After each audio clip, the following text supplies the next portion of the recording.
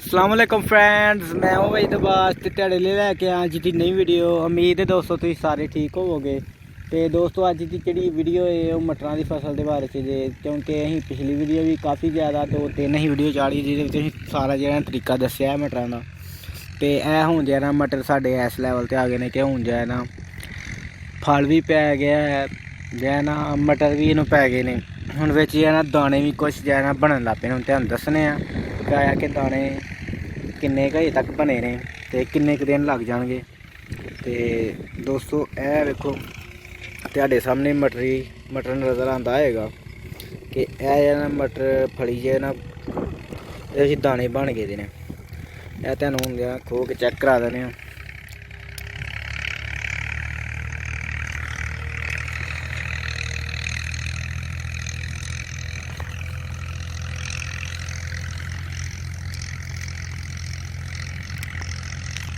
दोस्तों ए वेखो कि मटर जो है ना बन गए ने विच। ए वेखो दोस्तों तुहानूं नज़र आंदे होणगे। ए वेख लो असीं मटरां दी फली जेह्ड़ा ना इक खोदी है ते एहदे विच जो है ना फुल जो है ना मटर बन गए ने। ते होर भी तुहानूं विखाने आ। ते उम्मीद है कि अज तो कोई 10 दिनों बाद या 15 दिनों बाद जो है ना असीं मटर खाने स्टार्ट कर देने। तुहानूं होर भी दस्सने। ए वेखो दोस्तों ए फलियां काफ़ी ज़्यादा हो गई ने। ए वेखो एहदे विच भी दोस्तों दाने जो है ना बनन लगे ने, बनन वाले ने। ते सारे च बनन डे ने वैसे। ते तुहानूं दस्सने अग्गे मजीद कि है कि फलियां काफ़ी ज़्यादा मोटियां हो गई ने। हुण विच दाने मुकम्मल जो है ना कईयां दे विच मुकम्मल बन गए ने ते कईयां दे विच छोटे छोटे दाने ने। ते तुहानूं अग्गे मैं दस्सिए खोल के मेरी हुण तुहानूं जो है ना दूसरे किले विच विखाने आ कि दूसरे किले च की सूरत हाल है। ते एह देखो दोस्तों मटर ही मटर तुहानूं नज़र आंदे होणगे कि फलियां काफ़ी ज़्यादा पई दियां ने।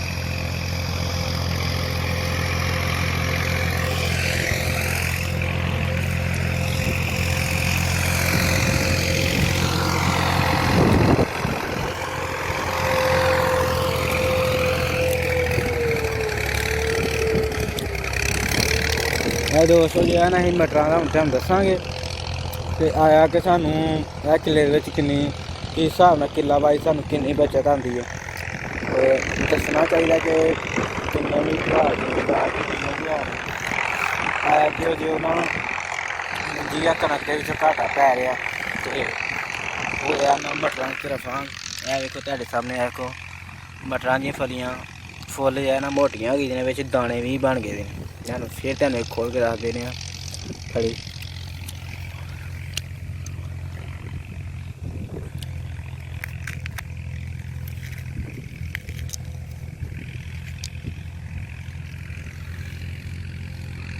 दोस्तों यह वेखो एहदे विच भी फलियां जेह्ड़ियां दाने बन गए ने। ते उम्मीद है कि जो है ना 10-15 दिनों बाद जो है ना साढ़े मटर तैयार हो जाएंगे। तो उस वक्त तक दोस्तों अपना तुसीं ख्याल रखना है। हुण तुहानूं नैक्सट किला भी विखा दिन्ने आं। दोस्तों असीं आ गए दूसरे किले दे विच। ते एह देखो दोस्तों एह भी मलियां जेह्ड़े ना फलियां तैयार हो गई ने। ते काफ़ी ज़्यादा जो है ना फलियां विच तैयार हो चलियां। 3-4 दिनों जो है ना मुकम्मल सारियां हो जांदियां ने। ते मिलने आं फिर नैक्सट वीडियो विच।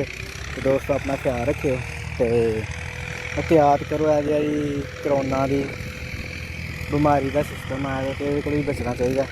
ते एहतियात करनी चाहिए।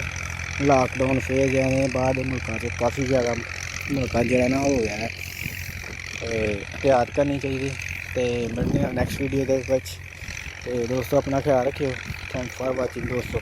अल्लाह हाफिज़।